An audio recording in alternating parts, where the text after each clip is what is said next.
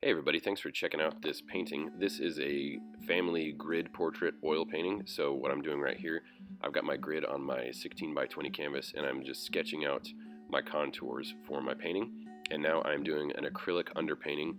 In the past I would use turpentine or odorless mineral spirits for this, but acrylic actually dries a lot faster, so it's kind of quicker and also cheaper, and you don't have to smell turpentine. So you lay out your lights and darks for your underpainting. You do a monochromatic underpainting, and it kind of lays out your overall composition. It also helps you to see color relationships better because you're not looking at a screamingly white canvas, and it also preps the canvas so that it's easy to lay your oil paint on. I worked for quite a while on that sky in the background just to make it a really nice gradient, and I'm working from the back forward, as you can see, laying down grass, laying down lots of layers for the corn. There were a lot of foundational tones I set and then came over with the finer detail on the corn. As with any painting, you want to work your way from the back and forward, and that's true of any part of it. So you can see I'm still laying in corn. I painted corn forever for this painting. I don't know why this always happens to me, but I always end up thinking, oh, this will be a good painting, and then it turns out there's a bunch of plants in it. I don't know how I don't notice. So the rule of back to forward also applies on your figures. So I was trying to do my best working back and forward, laying my grass, laying different aspects of their clothing. The figure in the background, their face was less than a square inch, so they were pretty challenging to paint with oil.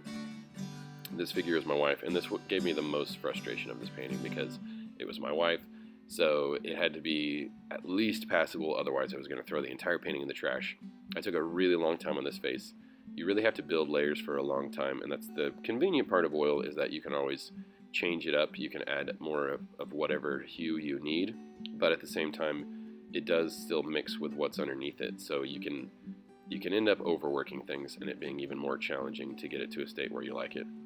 But I spent an excruciating amount of time on this tiny face. It was about 1.5 square inches. You can see by my my hand for size reference there.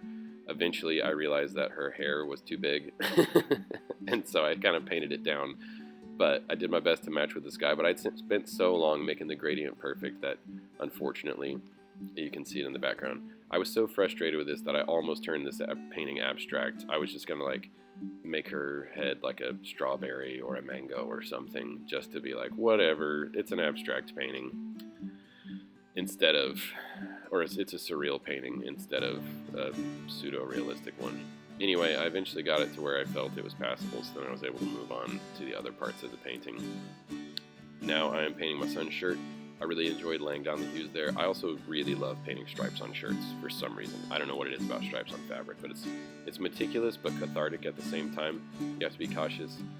Whenever I started painting my son's face, it was not as frustrating as my wife's because it was slightly bigger. I went in naively thinking, oh, this face is bigger, it'll be easier, but it still gave me a lot of trouble. Part of the problem was that my reference images had really extreme shadows on them, and it was very hard to go in with as dark of colors as I needed to make them, and I wasn't successful in making the contrast on the faces. His face took me a long time because I was just having to be very meticulous with it, and eventually in frustration I decided maybe it'll look better if I throw the hair on there, and it turned out that that was true. It did look better with the hair on it, and I'm actually really proud of this hair. And also, shockingly, the hair was like the fastest part to paint. If you notice, I went in there with my darkest parts and then threw on my highlights, and then I blended it in between the two, but then used some kind of dry brush technique to add in hair texture. Sorry, I got a little distracted while I was narrating that. Coming in here, painting his shoes because they're under his pants, and then I'm going to put plants over them. Tragically, I felt like it wasn't until I got to painting the pants here that I was sort of burned out a little bit on working on this painting, so I was a little more loose with my hues, and I feel like it wasn't until I painted his pants that I really got the best contrast, the right degree of shadow.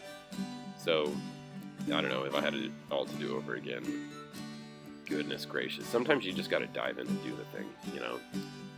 Got my grass on there. If you noticed, I painted the dirt first and then made the plants forward. There's a close-up of that tiny face. There's, you know, some more of the details. If I had any advice to anyone, I would say, if you're choosing something to paint, don't pick something where, you know, half of it is plants, because plants only look good if you put in the work. I hope this video was helpful. Have a great day.